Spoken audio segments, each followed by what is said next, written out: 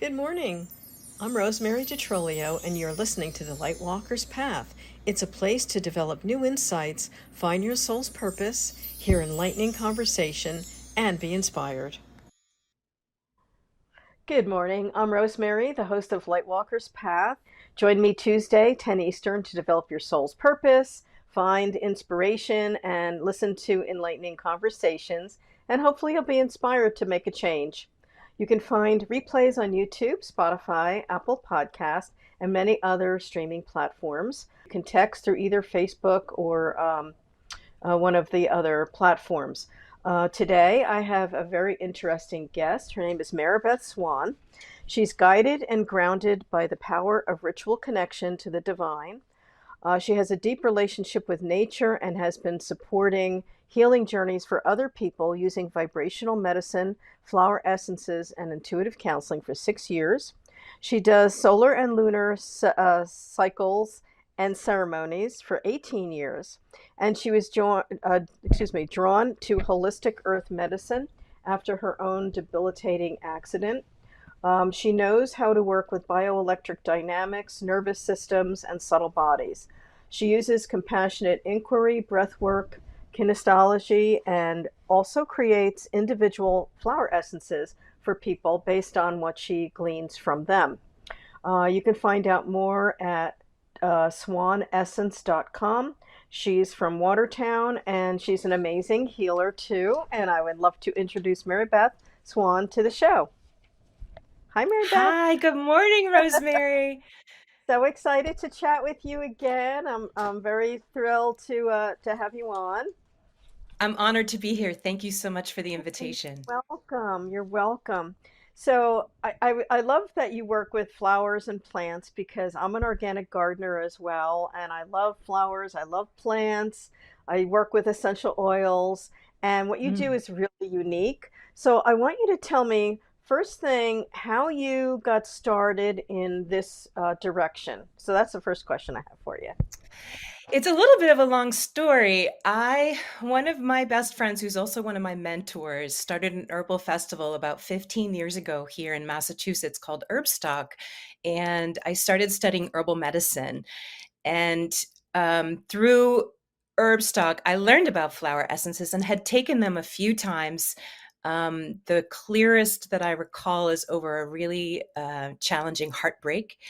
And in 2018, I was in an accident where a table collapsed underneath me while I was sitting on it and Oh, injured my spine and a few other parts of my body. oh, And in healing those injuries, I had to go off the pain medicine that I was on, and I found myself becoming really mean, as mm, sometimes people do when they're in a yeah, lot of pain.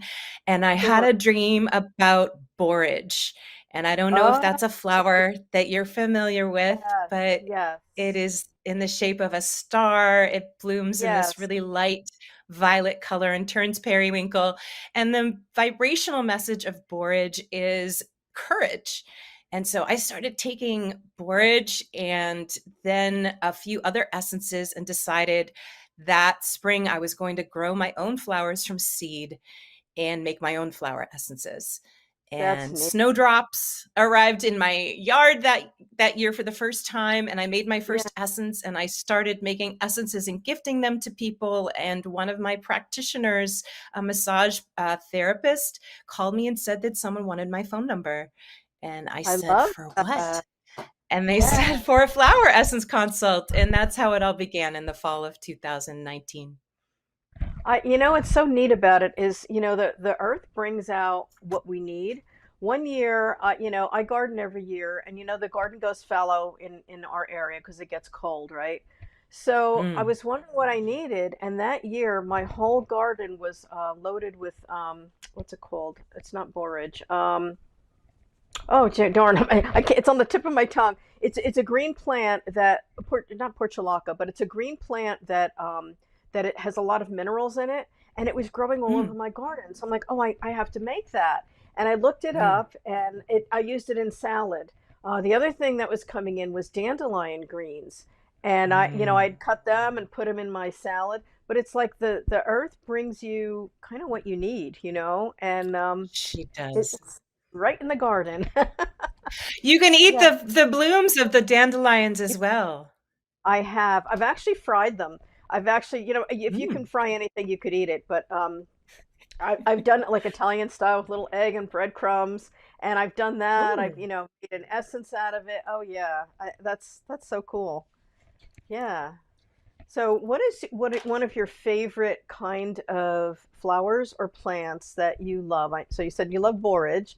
What's another one that you find that you I really love adore? so many. I love each of them as they bloom. It's so exciting right now. Miniature blue iris just bloomed yesterday Uh, at my house, and that's definitely one of my favorite flowers. Her contrast of the violet with the yellow, and her vibrational message as a flower essence is to help us channel our creativity from the divine and to help uplift our spiritual journey. And so mm, she's definitely a favorite. that's And beautiful. I love if I I had to love my. give us Oh, go ahead, I'm sorry. No, no, go ahead. Go ahead. I Finish, was gonna say, finish. and then my second favorite would probably be Multiflora Rose, which is the wild rose. Mm-hmm. And she has a universal love where she Love. comes in and supports us with the love of Mother Earth. Mm-hmm. And she's just a beautiful, soft heart chakra, Mm-hmm. um, nourishing flower essence. Yes, I love. I was going to tell you, I love roses, the little wild roses as well. They're very fragrant. And what I do, Hmm. I'll mix the rose petals with lemon balm, and I'll make a tea with it. And it's very calming, and it's uplifting, and it's the scent is just very beautiful. So I've done that each year. Dried the petals and then use the my lemon balm that I grow, which is a And nerve those are calmer. both nervines. Yes, they're Fine. Yeah. wonderful, especially right Yes. before bedtime. Oh, and my husband actually loved it iced. So in the summer, he didn't always want to drink something warm. So I'd make a lemon balm iced tea, and I would, Mm, infuse it, and then add a little honey to it, some ice, and it was very refreshing and calming. So that's another thing that we had done. I do the same. Yeah, yeah, love that. And I'm Okay. also lately been making a natural, what they kind of call a Gatorade, with infusing coconut water Oh, we with use. hibiscus and lime and Oh, some that's trace minerals or mineral salt. And then yes. it only needs to steep for maybe 4 hours or overnight. And it's wonderfully refreshing. And that color is so saturated and that rich, rich red Beautiful. from the hibiscus, also packed with vitamin C. I love that. We do sun tea also, where you can infuse either tea bags or some other thing, put it in the sun, and let the sun filter through. So on a sunny day, that's a nice way to infuse a drink that we like to do. Rosemary, you and I are sisters because I also do that. Yes. Um, I also belong to a full moon circle, and we make a tea on the full moon every month. Oh, I love that. So I have to set one of these days, if you're ever interested and you like to read, I'm working on a YA adult fantasy, and it's all about the power of the moon. So the story starts out with the power of the red moon, and this baby's born under the red moon, and she's tiny, and she's in this village that culls children, so her parents have to leave. But it's a whole saga about like the goddess energy and the moon and the earth. You may like it. You actually sent me a few chapters and I read them, Did and I? it's Oh, I forgot. yes, you did. Oh And gosh. it's really special. It's the start of it with the midwife and that Yeah. dynamic is I was Yeah. like, wow, this is a lot for young adults. It's very intense. Yeah, it's intense. It's intense. I've actually done some. I'm still working on it, so I'm doing a little bit of more editing and refining because I'm going to send it out to a literary agent that I met at a Mm. conference recently, and she asked for me to query her. So that's coming up in April. I'm excited about seeing where that goes. We'll see. Well, good luck with it. It's a Thank really you. I love the story and how it aligns with nature, and anything that we can do to help Hmm. connect people more deeply to the earth is a service I think all of us should try to be providing if we have the capacity. Absolutely, absolutely. So, I was going to ask you a couple things. So, are you also so you also garden? Do you garden with I the moon cycles? I try to. So last year when I started my seeds, it was still really cold here and I had the worst year ever as a gardener. I've only been gardening for probably 10 years or so, but Hmm. my seedlings didn't do very well. Luckily, a lot of things came back in the garden, but Hmm. I'm waiting a little longer. I'm going to start them this week, which is not exactly in alignment with the moon, but it's when the temperatures Right. have come up. Yes, it's very And what about strange when you? you garden. It's really weird when you garden in our area because we always call, like, New Jersey has 12 seasons of spring, and you never know what you're going to get. Like, it'll be 70 today. It was 30 this morning. Like, the weather is just weird. So Mm. I always buy plants as the plant, like a seedling that's already done in a greenhouse because it's stronger, and then I put Yeah. those in. And certain things I'll grow from seed, like peas, maybe some arugula, maybe carrots. But most things I try to get the plant to give them a little bit of a head start. And then right after Mother's Day, they go in the earth. Unless they're Okay. the early things. That's kind of what I do. And it works. Every year I have a nice garden. And yeah, it's exciting to see things grow. I grow big sunflowers too. I have to show I you, do I have a too. picture. I had one that was 15 feet tall. That's a big sunflower. Wow. Yeah, Wow. it was the coolest thing. I have a picture of me, and I'm small. I'm 5 foot tall, and this thing was 3 times my height. And it looked like a fantasy picture. It was a crazy thing. Beautiful. I'd love to see a Yeah. photograph. Oh, yeah. I'll have to send you one of those to take a look. Okay. So you said you hurt your back. So my question is, once you got off your painkillers and you worked with the borage, did you use it as an essence, a salve? What did you do with it to help your body, or is it just to ensure that your courage was there? What was the purpose Well, for I you? was using a lot of different botanical therapies. I was Hmm. using salves, not with borage. I was using Solomon seal and comfrey. Comfrey, Comfrey yes. is a plant known as knitbone that has been Nip used for bone. thousands of Mhm. years. Yes, it did stain everything green that I was wearing. Okay. Okay. Well, Solomon seal is more of a clear. The salve that I had was more clear, but the that was for pain, as well as there's a topical called Traumeel, which yeah. has a homeopathic quality to it. But I used a lot of different flower essences. One for pain, self heal. Is a great flower for pain. There's also a plant called painkiller plant, Ah, but it felt like it was metal. not just the physical pain, it was my mental Sure. and emotional approach to how I was coping with it. And so Yeah. another amazing flower that I love and use so often in my blends is bottle gentian.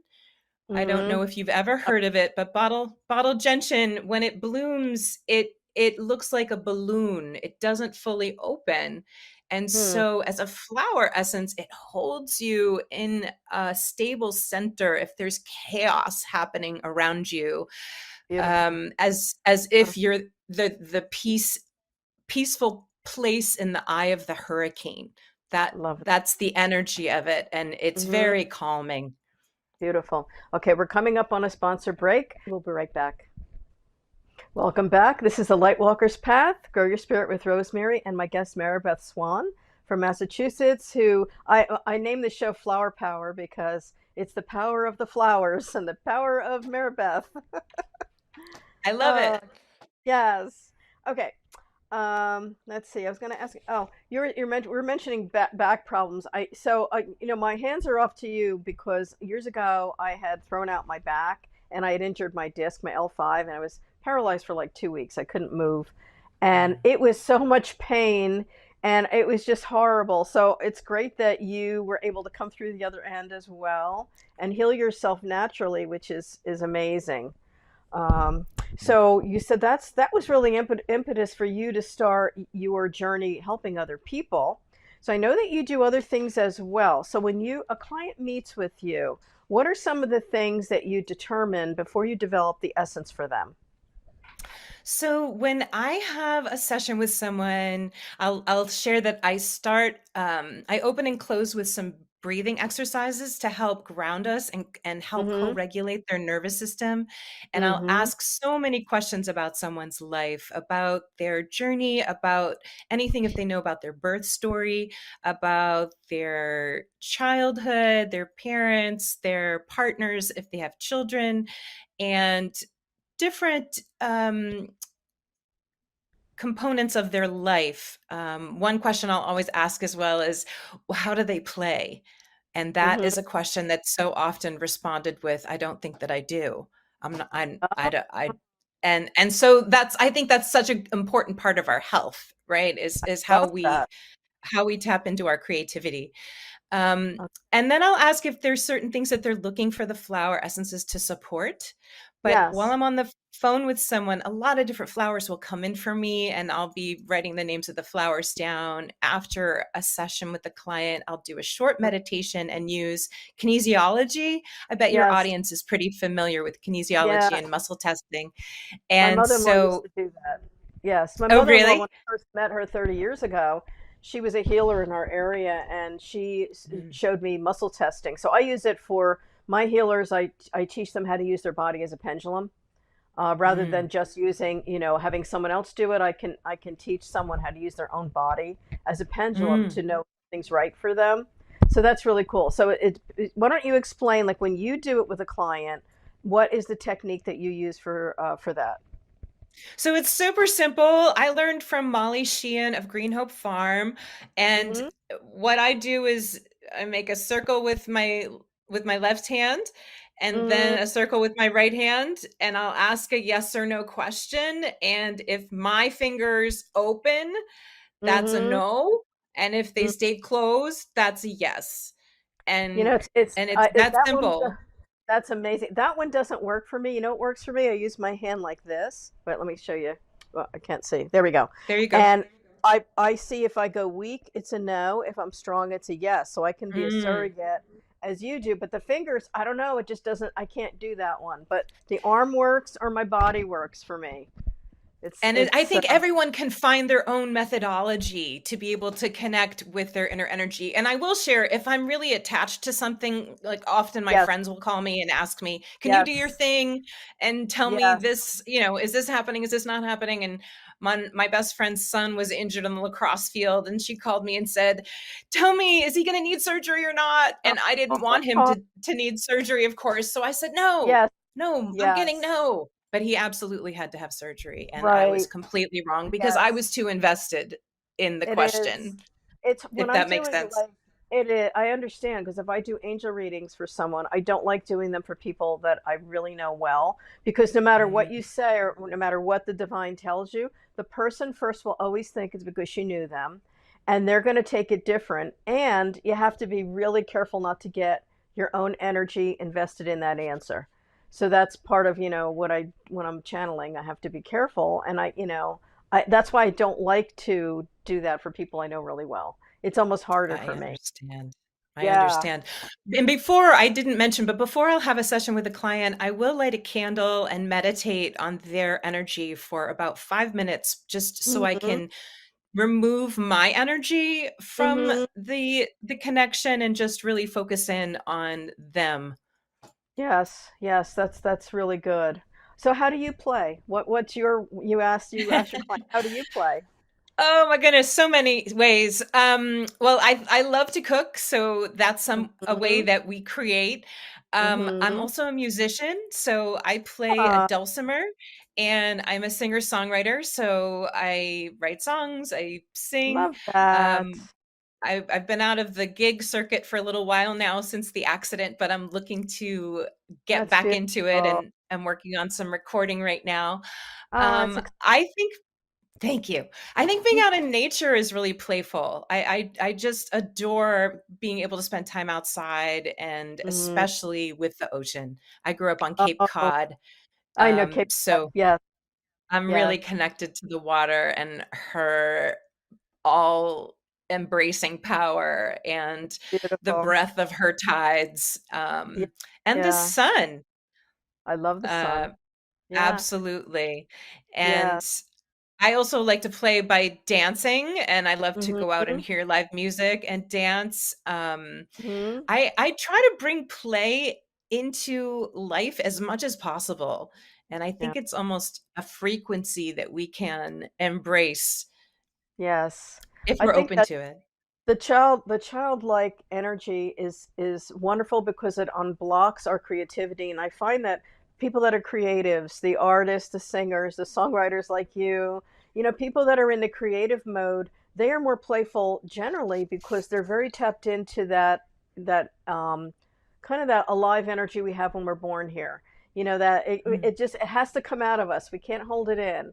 So, we explore play where a lot of people that are stodgy and too left brain, they don't allow themselves that moment to find that joy. So it's part of fun. I love to dance too. I garden, I cook. I love to walk in the woods. The Mm. connection with nature is so powerful.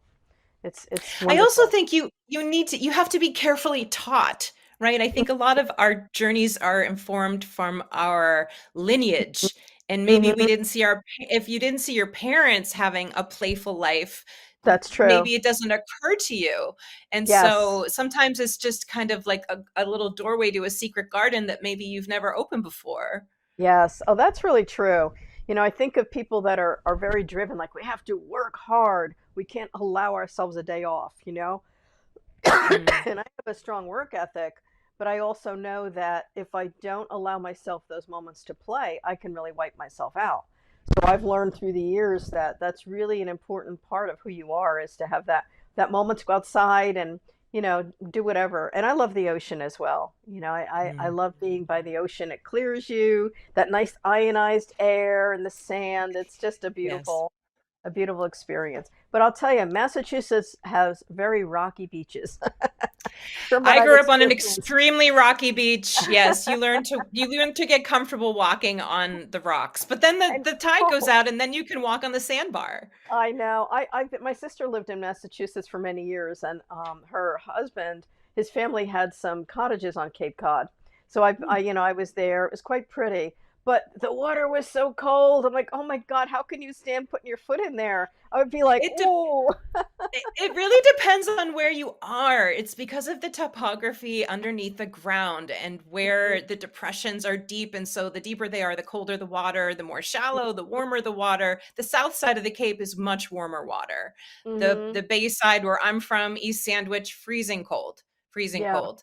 yeah, But you get used to anything, it's right, all I knew, so it yeah, didn't I that's remember true. going to visit people on other parts of the Cape and being like, "Oh, they've got warm water here," but Oh we yeah, only had a beach sticker for the sandwich beaches, so y yes, we loved yes. it, we didn't care.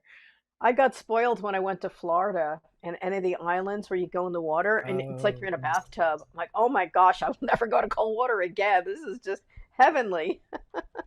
it is, or the Caribbean. Yes, beautiful, beautiful places. Okay. Um, who were your, like you said, you had a mentor. Did you have someone that really kind of inspired you both as a person or for your business that you'd say, that's the person that really kind of pushed me that direction? I feel like I've been blessed to have so many mentors. If I have to think about my first one, I would probably say it was my Italian grandmother. She did not like to eat anything out of a can. She wanted to Mm-hmm. cook everything herself, and she had a lot of natural healing books, and she didn't want to take prescription medicine if Oh, possible. And beautiful. when she passed, she lived till she was 96. When she passed, I inherited all of her natural healing books. So she was Oh, that's definitely a cool. mentor.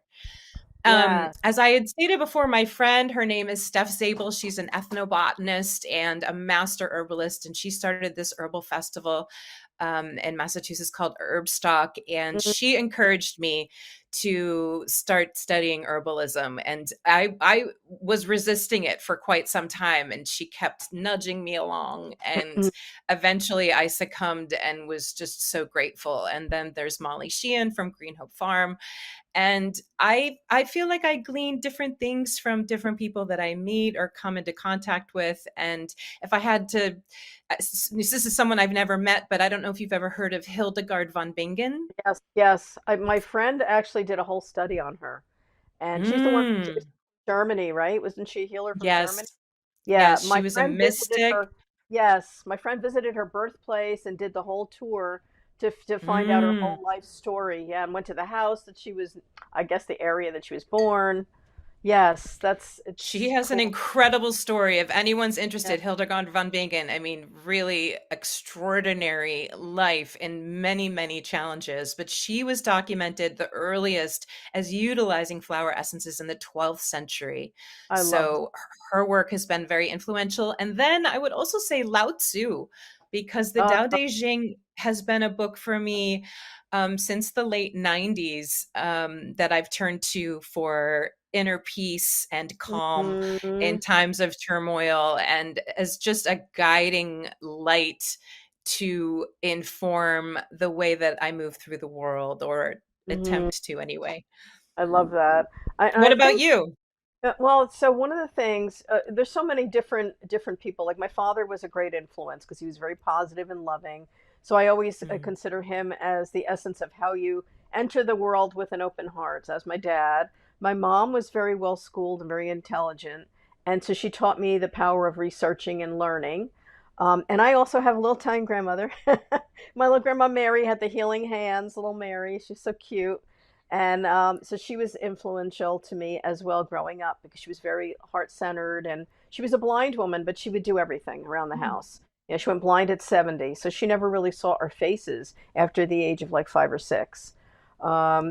Oh, And wow. just other friends along the way and things I've read. When I was trained in Reiki back in 1996, once I discovered it, I just thought it was amazing because it unlocked healing potential that I had all Mm. along, and it just opened it. So I've been doing that since '96. Yeah, so there's again, many people you meet along the way give you that little gold piece that you just carry with you, and you use it in your own way. So that's been a Absolutely. I yeah. okay, now so I have to mention my parents. My mom is from the South. She's from Oklahoma and she would bake something every single day. So her creativity, she knit, she sewed, and she was extremely creative. So that I definitely was lucky enough to be influenced. And my father is a mathematician, and everywhere Oh, in nature is sacred geometry. And yes, so to have that influence to think about things from that I spatial love that. reasoning perspective Yes, was yes, absolutely definitely an influence. beautiful. Who's the musician in your family? Where did you get your music vibes from? That was my father's father, who was from Scotland, and he played every instrument. And my childhood, I just remember being next to him. Often he would be at the organ singing, and we Hmm. talked about music all the time. And what was interesting to me is he didn't ever write his own music. He loved, he was a jazz devotee, and he had his own big band Oh, that's with great. many, many pieces. And Yeah. I live in Watertown, Mass, and I live in this Armenian section and these little markets, these very ethnic markets. And I was mentioning to someone I'd had a gig that night, and someone said, "What's your name again?" And I repeated my name, Oh, and he said, "Any relation to James Swan?" And I said, "Yes, oh, that was my grandfather." And he said, "Oh, I used to go see oh, his big band play oh, that's um, great. in Boston," Yeah. which was just the most amazing feeling. So Yes, that's great so cool. question. My father loved to sing. So when I was a kid, we'd be in a restaurant, he'd just break out singing if he heard a song. And he loved it so much that later in life, he started just singing and he joined like the senior group and they asked him to sing the opening at the fireworks one year. And so that was like his Mm, 15 minutes of fame in front of hundreds of people. My father sang the national anthem. And, I was wow. really proud of him, and yeah, so It's he not an loved easy music. song He'd to play sing by ear. either. No, it isn't. He would play by ear, so I got him a keyboard when he turned, I think, 85, and he would, tinker on the keyboard. I play piano, not well, I don't think, but I played when I was younger. So, yeah, I Beautiful. love music. Love music. And I will Okay. say also singing in church, that was probably Yeah. the very first, other than nursery rhymes and whatnot, but being Yes. singing in church. And I also sang, I was picked for solos when I was younger in Oh, elementary school. And then I was in a yeah. traveling madrigals group when I was in junior high. So Beautiful. was singing. I always loved singing. I mean, being on the fireplace with a hairbrush and, Yeah, yeah. I That's so wanted a cute. microphone. There you go. All right, coming up on another sponsor break. We'll be right back. Stay with us. Welcome back. Oh, I'm frozen. Welcome back. This is the Lightwalker's Path. Grow your spirit with Rosemary. And my guest today is Mary Beth Swan. We were talking about flower essences, journeys, things we love. So, Mary Beth, is there a quality you wish that people had more of? Well, that's a beautiful question. Right now in the world, I feel that everyone could use a little more grace and Mm, choose grace and optimism because cynicism is really easy. And it is. so that's Yeah. my circle of people who are around me. I'm asking them to try to embrace that a little bit more because it's really Uh, infectious when you're out yes. in the world and you offer that to someone else, and then it's almost like popcorn popping where Hmm. you pop off your little bit of light and then someone feels it and then they pop off theirs, and it's a little bit of a chain reaction. And yes, that would be my response. What about you? What would you say Love you'd that. like? I would say compassion and integrity. So Mm, again, also beautiful. grace is very close to being compassion is extending compassion and understanding for people that are different or have a different viewpoint. Number Mhm. one, and number two is have integrity in all aspects of your life, including business. It amazes me that people don't have integrity when they say they're going to do something and then they'll lie about it or they don't follow through. I don't understand that. And to me, Me neither. I want to align myself with integrity and honesty, and that's the values that I find also really important for people. Beautiful. So, I just thought of the other one, awareness. oh Just and I yes. think that ties into what you're saying. Um, but if we start to have an awareness outside of ourselves about what other people's lives are like, and people those who are less fortunate than we are, or grew up in a different demographic than we did, in a different place without the same freedoms, um, Hmm. just growing a deeper awareness for the global community. Yes, that's really an important way, especially now when the whole world is opened up to us. I mean, think years ago before the internet, it was just your community and your immediate circle. Now, it's so open to the world that we hear everybody's news and everybody's problems, and it becomes overwhelming if you don't know that everybody's the same inside. We all have a heart, we all have a soul. We all have this love, and we express things differently. So yeah. Okay. Absolutely. I know that you had a very hard challenge in your life, and I want to know how it affected you to become the person you are today. I did. I did. It's almost 25 years ago now. I lost one of my brothers. I was blessed with twin brothers, and I lost one of them to suicide in the year Oh, 2000. And wow. it broke my heart in a way that is impossible to describe. Can't even imagine. But I will tell you, when he passed or when he crossed over, because I don't really now Hmm. believe that death is a reality. I think that our consciousness is infinite. I think a Hmm. little bit of our consciousness comes down to be in a body when we choose to come and be born. And Hmm. then when we leave the body, that little bit of consciousness goes back and joins the greater consciousness. That's exactly how I feel. Exactly. Hmm. Yeah. Yes. And when he left his body, I could feel him. I sensed him in Hmm. the wind, in birdsong, in Hmm. the sound of the ocean, in Hmm. anything to do with nature. I felt his presence. And Hmm. I would feel him sitting behind me in the car when I was driving. I used to be a hospice volunteer briefly, and when one of the patients would cross, I would have the lights flashing on and off, and mm, he would also communicate with me in that way. And he instilled this message in me that you just don't know how long we're going to be in the body, and so to embrace those things that you love really Mm. deeply. And so I had been working with a band, and I just decided after he crossed that I was going to really delve into all those things that I really loved the most. And I Mhm. felt him encouraging me from the other side to do so. Oh, that's wonderful. So is he, you said he's a twin? Was he the He's a twin? twin. He's a fraternal twin. Yes. Oh, is he your twin or No, the no, no. He has a twin brother who's here okay. and who has a son and daughter, and his whole family, they are all thriving. Okay. So how did he handle I mean, I know when you're a twin and you shared the womb space, there's an incredible connection. Did he have experiences similar that shifted him, or was it, how was it for him as the twin? I think it was very different from him. He was challenged in understanding. I think it's often a natural response. Some people are angry.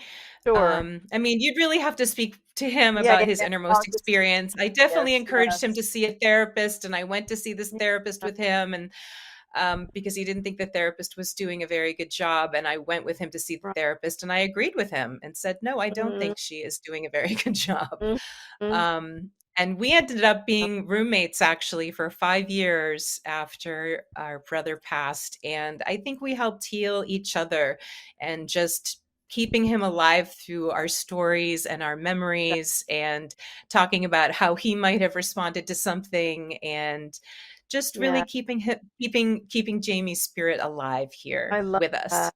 Love that. It's interesting. People see things differently. I had my father was a jokester, and he loved people. He loved, singing. He loved just lighting up a room. So one of the things I did when he passed was I wrote him a really funny eulogy that I read Mm. at his funeral.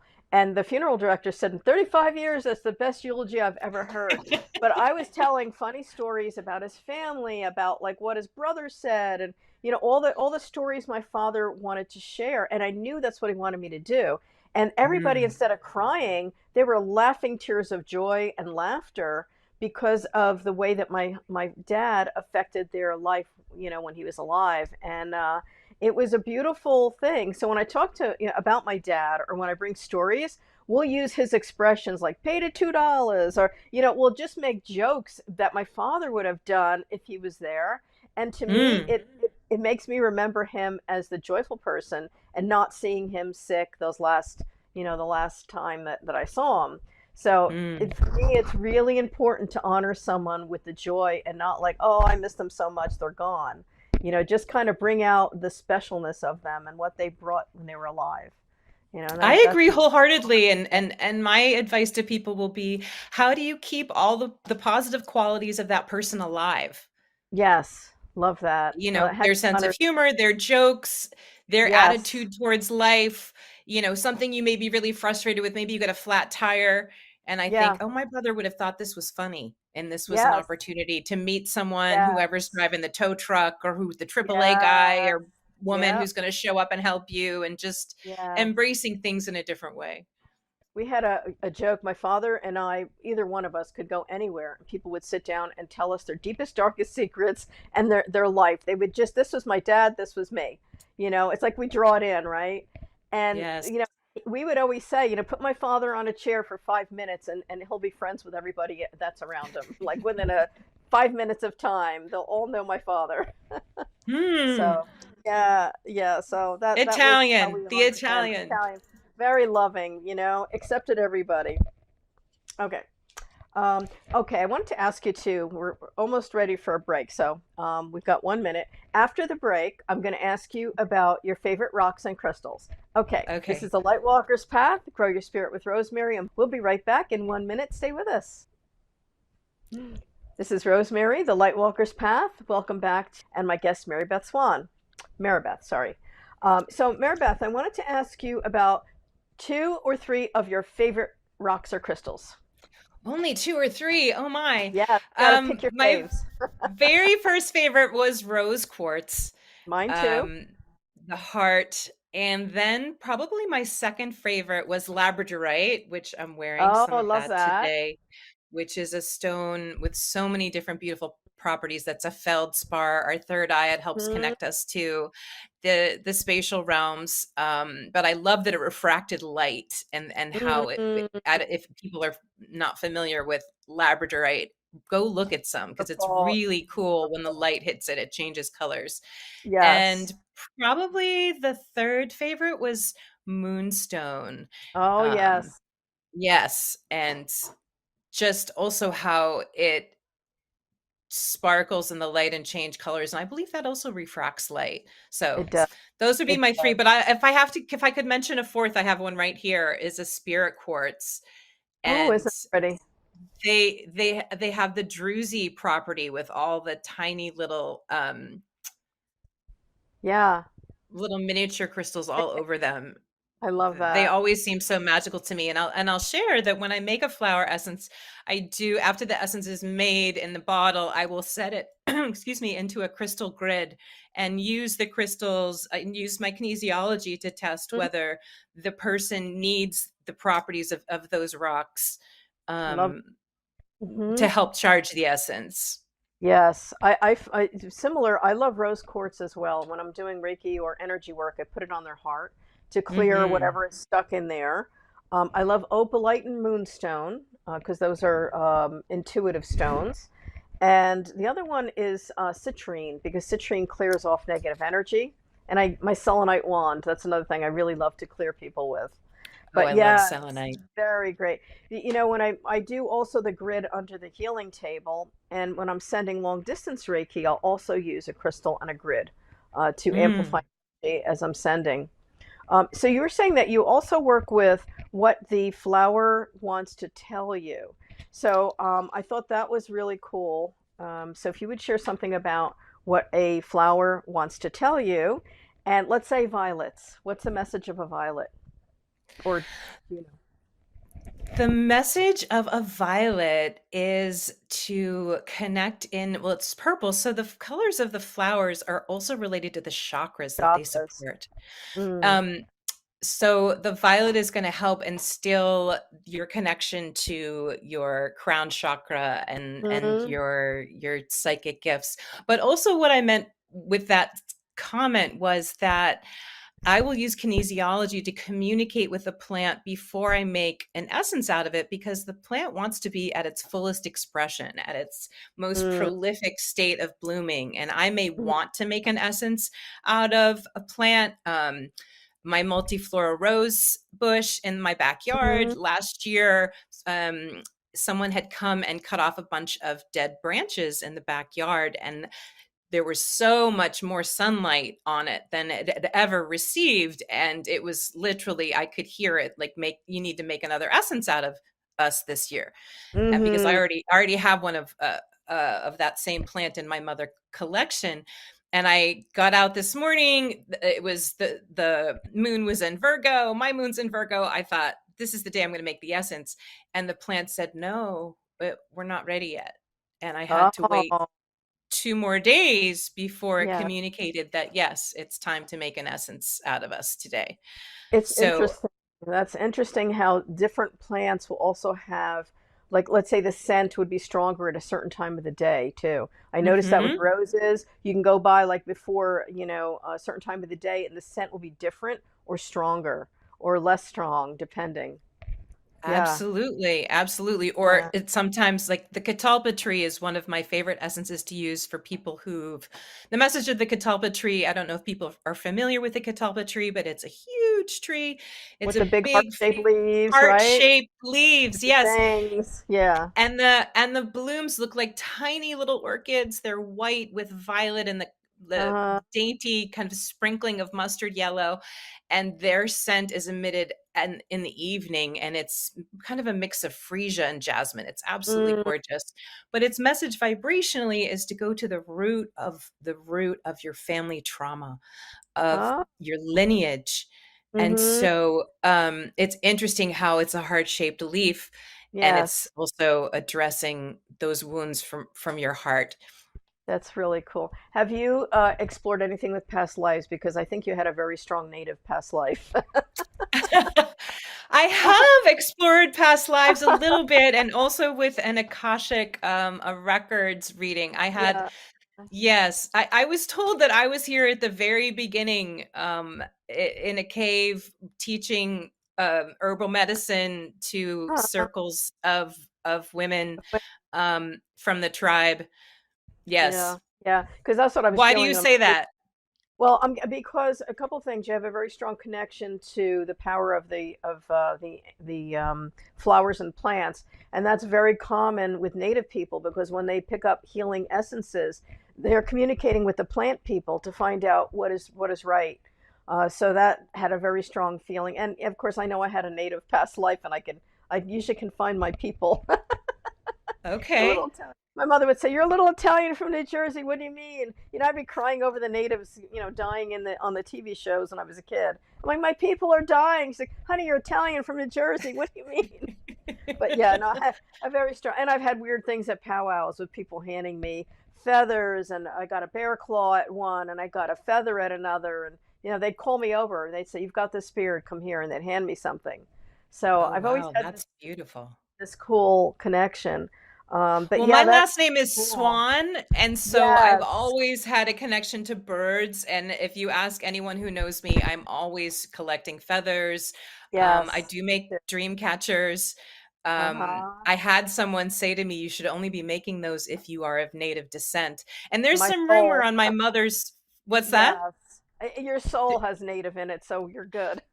I feel that it does. There's some rumor of my mother's side of the family possibly having some native blood in Mhm, there, but mhm, I feel as if you're, as long as you're doing it with the utmost respect mhm. for the culture, and they're not something that I sell, I gift Yes, them to yes. people, but the Beautiful. feathers are, I mean, I feel like it's a gift from an angel.